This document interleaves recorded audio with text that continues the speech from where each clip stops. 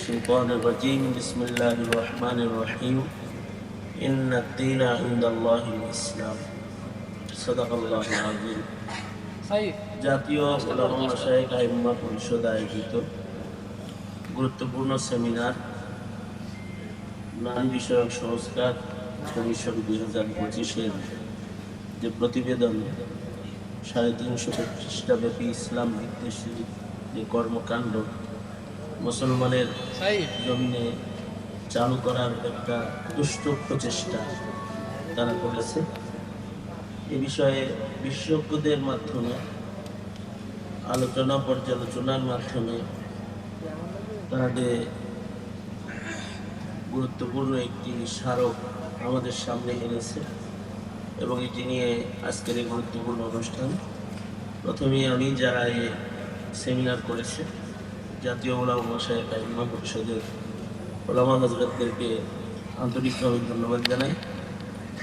এখানে জাতীয় নেতৃবৃন্দ সকল দল থেকে উপস্থিত হয়েছেন এবং এই বিষয়ে ক্ষতি এবং আমাদের করণীয় এই বিষয়ে গুরুত্বপূর্ণ আলোচনা, লম্বা আলোচনা মাশায়েখ চিন্তা করেছেন, বিশেষজ্ঞরা করেছেন।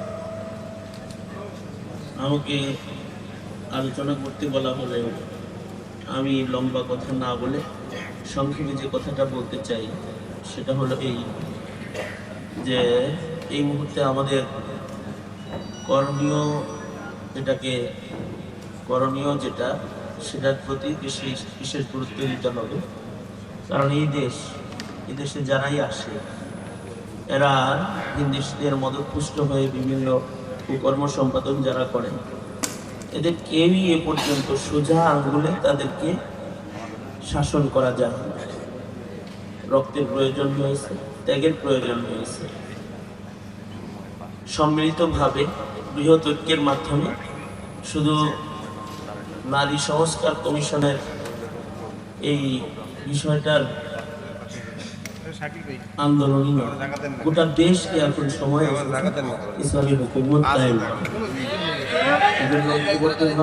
দল মত নির্বিশেষে সকলকে এই মুসলিম মিল্লাতের স্বার্থ রক্ষায় কাজ করার আহ্বান জানাই এবং আগামী 3রা মে হেফাজতে ইসলাম বাংলাদেশের আয়োজনে বৃহৎ গণসমাবেশের আয়োজন করা হয়েছে। এটার দাওয়াত জানিয়ে আমি আমার সংক্ষিপ্ত